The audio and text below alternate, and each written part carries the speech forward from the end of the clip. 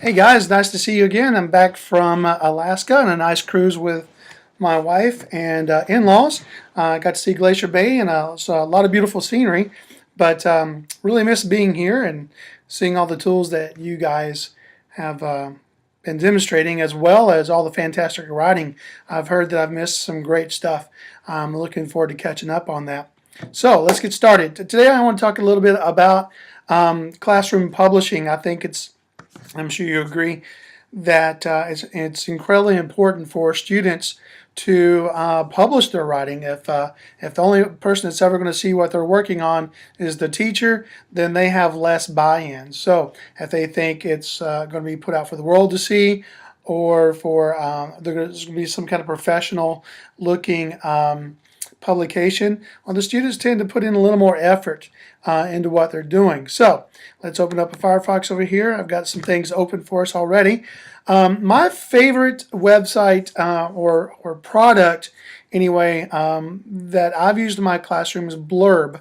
It's blurb.com.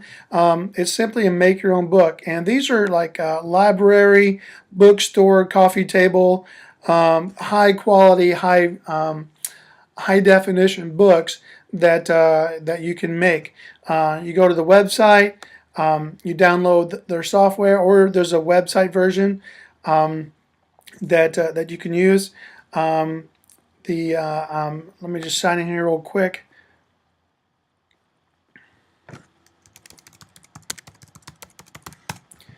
I'll show you a book I made for my daughter. I have a classroom, not for my daughter, for my wife. I have a classroom account as well for my students. Come on. So while I'm waiting on that, so you're able to add text and photographs and this high quality style. Here we go. Show you this one real quick. It's going really slowly today for some reason. I made this real quick way back in 2007 for my wife.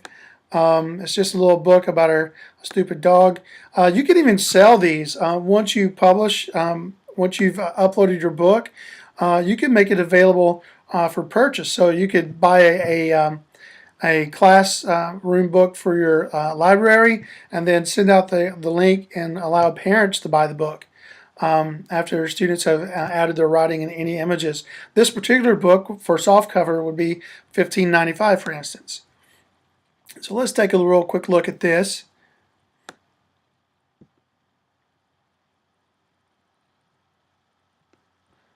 So you upload a picture. You get this actually had a hardcover with a book jacket, and this is part of the jacket. You get to do work on your inside sleeve. I had a title page. Looks really professional. It's just an amazing tool. Obviously, I want a lot of points from my wife with this book. I think I have 3 of these for my classroom. I would like to show you that, but I can't remember my classroom username and password. It's on my computer at school. My apologies. So that's blurb.com. My publisher is another similar website that does basically the same thing. High quality books. They sent me some samples. I've never used this particular website, so I can't attest to the ease of use, but it looks pretty easy. You can do, but outside of books, you can also do cards and stationery, canvas prints, all that scrapbooking stuff. It's all a lot of fun. Oh, and I also meant to tell you on the Blurb site. Let me go back there for just a second. On the Blurb site, you can also add, you can upload an entire Facebook album and any comments that came with that album. So, where is it?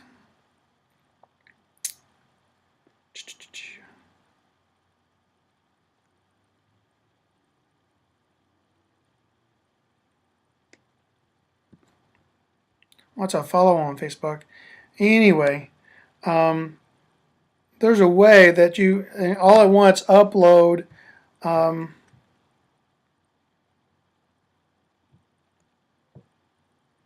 your entire Facebook album, and any links that you can put, not any links, any comments that people make to your photos. Here we go.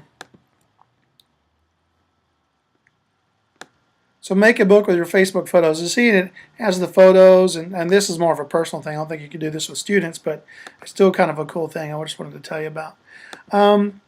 A really popular website for student publishing is studentpublishing.com. It comes with a little kit.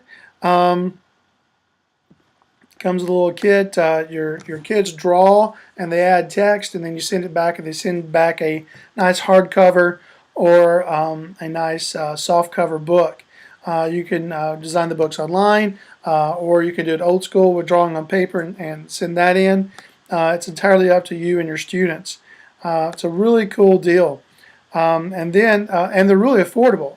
Then you can have parents buy copies as well. There's an actual free internet class book program and a mailing class book program. So it's one class book, and the idea is your class makes a book, so each student will get like a page. And after they make the book, they'll send the book to you in your classroom. You get to keep it in your classroom. And the idea is they want you to send a flyer home so that that parents will then order that book. That's how they make their money. Now, outside of books, there's other ways to publish student writing. Toondoo is one of the things that my students really like. You can create your own comic strips. The only thing you have to worry about is it is a kind of a social site. So anything that's, if they get in here, students might run into some questionable material on here. There is an education version that they take the ads away and they protect the content, but it does cost money. But the free version is pretty powerful. Here's a couple of Toondoos I've made. I had a student that had a birthday. He was forever in trouble. So I made this for him. I created this cartoon character. It looks just like DJ. So that's me yelling off the corner there, and it says DJ. I didn't do anything, and I know. I just wanted to wish you a happy birthday. So I made that for him and gave it to him, and he came back last year and still had that comic strip hanging up in his room. He really thought the world of that. But I've had students do book reviews, book reports, book summaries using Toondoo. It's a pretty fun little deal here. I had some students making fun of me. I had a student make this one. Wow, Mr. Tuck sure is old-fashioned. Yeah, with emphasis on old. I heard that, and they thought they were really cute making that one. So, outside of that, here's another one. This is called Pixton.com. This is just a real quick example. So they took a whole story, real quick story, and the idea behind this is a student really has to be organized in their storytelling to use a comic strip to really condense everything they want to say into this small kind of format, and it really helps them become better organized writers. So that's just a sample of a Pixton. But it's pretty powerful as well. There is a school version. You can see right here, they're giving you an example of how it makes. You can really control these like old paper puppets. I'll let that run for just a second so you can see all the things that they're doing. Adding text, color, adjustments. I mean, it is very, very powerful. The free version isn't too bad. The school version, it's questionable pricing. And then there's a great article here from the National Writing Project about using comic strips for schools. And this one's about bit strips, which is a lot like a little bit a mix between Toondoo and Pixton. Really good stuff.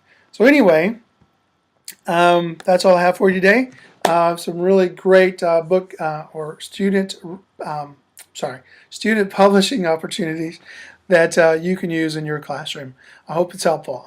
Be looking for the links to those pieces of information on my website.